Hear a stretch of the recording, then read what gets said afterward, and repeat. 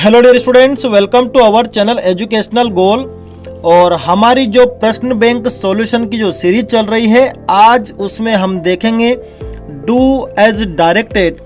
तो इससे पहले का वीडियो जो मैंने कि फिल इन द ब्लैंक्स के ऊपर बनाया था, अगर किसी ने नहीं देखा है तो ज़रूर देखें और हमारे चैनल एजुकेशनल गोल को सब्सक्राइब करें जो भी हमारे नए व्यूअर्स हैं, और हमारा टेलीग्राम चैनल एजुकेशनल गोल उसको ज़रूर ज्वाइन करें ताकि हम आपको सारे पीडीएफ वहाँ पर सीधे तौर पर भेज सकें। बहुत बढ़िया रिस्पांस रहा आपका इससे पहले वाले वीडियो पर, और मैं उम्मीद करता हूँ कि इस वीडियो पर भी यही रिस्पांस रहेगा और आप वीडियो को अंत तक ज़रूर देखेंगे।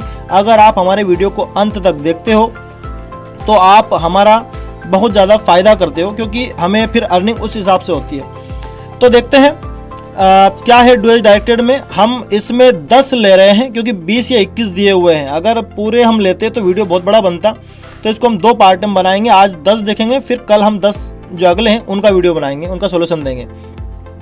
तो देखिए, सभी कॉन्सेप्ट समझने होंगे, इसलिए भी वीडियो आपको अंत तक देखना चाहिए। कोई सारे एक जैसे नहीं है, सभी में अलग अलग प्रश्न पूछे हैं। तो देखते हैं, पहला है his brother sold all the gold, कि उसके भाई ने सारा सोना बेच दिया। Make question with how much. How much से क्वेश्चन बनाना है, तो आप किस तरह से बनाएंगे? सबसे पहले आप हाउ मच लेंगे। How much gold, how much gold did his brother sell. How much gold, ठीक है। फिर आप चूंकि ये पास्ट टेंस का है, सोल्ड सेल की सेकंड फॉर्म होती है, इसलिए आप लेंगे डिड। तो how much gold did his brother, और फिर सोल्ड की फर्स्ट फॉर्म क्या हो जाएगी? सेल हो जाएगी, ठीक है। और लास्ट में आपको लगाना है क्वेश्चन मार्क। तो क्या बना? How much gold did his brother sell. सभी के आंसर में लास्ट में लिखित में दे रहा हूं, लेकिन पहले आप इनके कॉन्सेप्ट को समझ लें, फिर आप वहां से उतार लेना, ठीक है। I know the boy, change the voice, यानी कि अभी एक्टिव वॉइस में आपको इसको पैसिव वॉइस में बदलना है। आई तो इसमें सब्जेक्ट है, नो इसकी वर्ब है, और द बॉय इसमें ऑब्जेक्ट है। तो हम लेंगे सबसे पहले द बॉय। द बॉय ले लिया।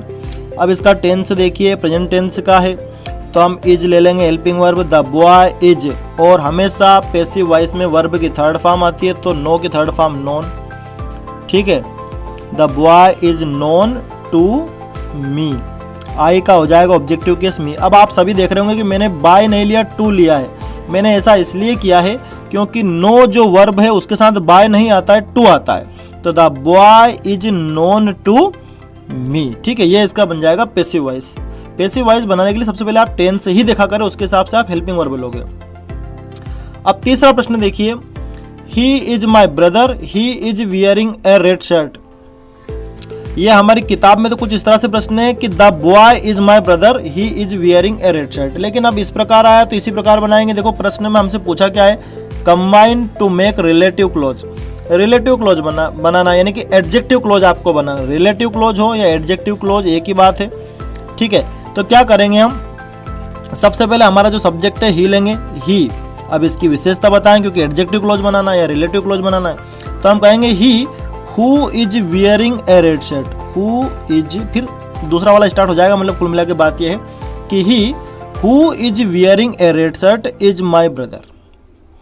क्या मतलब निकलेगा इसका? कि वह जो कि लाल शर्ट पहना है मेरा भाई है। तब इसमें रिलेटिव क्लोज क्या हुआ? Who is wearing A red shirt, जो कि लाल शर्ट पहना है। ये किसकी विशेषता हो गई? इसकी, इस ही की, वह इसकी विशेषता हो गई। हमें रिलेटिव क्लॉज ही बनाना था, यानी कि विशेषण उपवाक्य की बनाना था। तो इसकी विशेषता कौन बता रहा है? He is wearing, who is wearing A red shirt, ठीक है। मैं आंसर पीछे दे रहा हूं, आप लिख लेना, यहाँ सिर्फ कॉन्सेप्ट समझ ले। फिर अगला देखिए, he is so weak that he can not walk. अभी हमने इससे पहले रिमूवल ऑफ टू के वीडियो अपलोड किए थे, अगर आपने देखा होगा तो आप तुरंत बना लेंगे। आप क्या करेंगे? ही इज सो के स्थान पर क्या आ जाएगा? टू आ जाएगा। ही इज टू वीक, और फिर ये सब हटकर क्या आ जाएगा? टू, और वर्ब की फर्स्ट फॉर्म वॉक। तो क्या बना? He is too weak to walk, ठीक है। वह चलने के लिए कुछ ज्यादा ही कमजोर है। अगला है the child cried for milk. इसको पास्ट कंटिन्यूअस में बनाना है। अब पास्ट कंटिन्यूस टेंस की विशेषता क्या होती है कि सब्जेक्ट के बाद हेल्पिंग वर्ब आती है वाज या वर, फिर वर्ब में आईएनजी आता है। तो द चाइल्ड इसमें सब्जेक्ट है ही सही। अब चाइल्ड एक ही है तो आप वाज लिखेंगे, द चाइल्ड वाज, और क्राइड हो जाएगा क्राइंग, क्योंकि आईएनजी लगाना कंटिन्यूस टेंस है। The child was crying for milk, ये हो गया इसका पास्ट कंटिन्यूस टेंस। अब अगला है ही गेट्स सैलरी और ही स्टार्ट्स स्पेंडिंग इट, और इसको जोड़ना है combine using no sooner than, no sooner than से इसको जोड़ना है। तो सबसे पहले नो सूनर ही आएगा, तो हम लिखेंगे नो सूनर। अब इसका टेंस देखिए, ये प्रेजेंट टेंस का है, गेट्स इसमें स्टार्ट्स, ये सब प्रेजेंट टेंस की विशेषता होती है। वर्ब में एस प्रेजेंट इंडेफिनिट टेंस की विशेषता होती है। तो हम कहेंगे नो सूनर डज, ये इसकी हेल्पिंग वर्ब लेनी पड़ेगी। तो no sooner does he get salary, अब इसमें एस नहीं लगाना है गेट में, क्योंकि डज हम लिख चुके हैं। तो क्या बना, no sooner does he get salary, फिर लगाना है देन, और फिर दूसरा सेंटेंस हूबहू लिख देना है, जो का त्यों लिख देना है। फिर से बोल देता हूं, क्या बनेगा, no sooner does he get salary then he starts spending it. ठीक है। फिर अगला देखिए, Raju write can either with hand, इसको आपको रीअरेंज करना है, अभी एक क्रम में नहीं है। तो हम कहेंगे सबसे पहले सब्जेक्ट हमारा है राजू, फिर हेल्पिंग वर्ब कैन, फिर मेन वर्ब राइट कि राजू कैन राइट, फिर आपको कहना है आई विथ आइदर हैंड। ठीक है, ये हो गया इसका सही क्रम कि Raju can write with either hand, कि राजू किसी भी हाथ से लिख सकता है। ठीक है, ये सब प्रैक्टिस से आते हैं, आप कर पाओगे। अगला है ही मेक्स टी, इसका बनाना है, पैसिव वाइज बनाना है। अब इसमें फिर टेंस देखिए, पहले टेंस चेक करना होता है पैसिव वाइज बनाने के लिए, वर्ब को देखना पड़ता है। टेंस को चेक करना मतलब क्या, वर्ब को देखिए। मैक्स, तो ये तो प्रेजेंट इंडेफिनिट टेंस की वर्ब है, यानी कि ये प्रेजेंट इंडेफिनिट टेंस का सेंटेंस है। तो आप सबसे पहले लेंगे टी, ऑब्जेक्ट से स्टार्ट करते हैं हम, टी इसमें ऑब्जेक्ट है। फिर टी चूंकि अनकाउंटेबल नाउन है, उसके साथ हम इज ही ले पाएंगे हेल्पिंग वर्ब के तौर पे, तो टी इज, और मेक जो हमारी वर्ब है इसकी थर्ड फॉर्म हो जाएगी मेड, और बाय लगा करके ही जो हमारा सब्जेक्ट है ये हो जाएगा object. Tea is made by him. ठीक है, आगे देखते हैं, as soon as he closed his eyes the telephone ring, इसको भी नो सूनर से बनाना है। पहले टेंस देखिए, क्लोज्ड आया है, यानी कि पास्ट इंडेफिनिट टेंस है। तो आप नो सूनर के बाद इस बार डज नहीं लोगे, डिड लोगे, तो आप कहोगे no sooner did, no sooner did he close his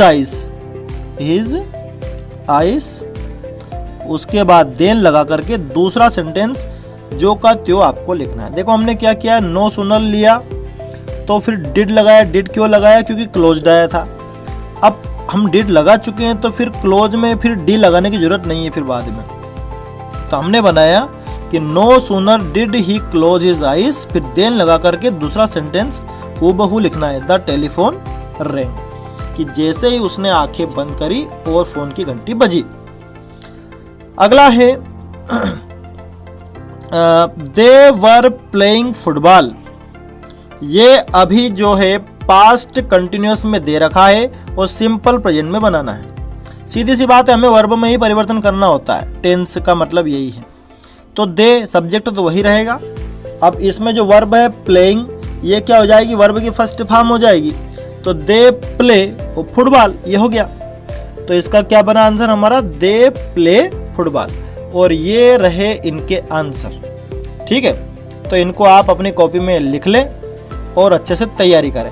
ठीक है, और इसी तरह इस वीडियो को भी अपने दोस्तों के साथ शेयर करिए, ताकि हमें एक दिन में कम से कम 500 व्यू मिले, ताकि हम और भी ज़्यादा वीडियो इसी प्रकार के बनाते रहें। Thanks for watching this video.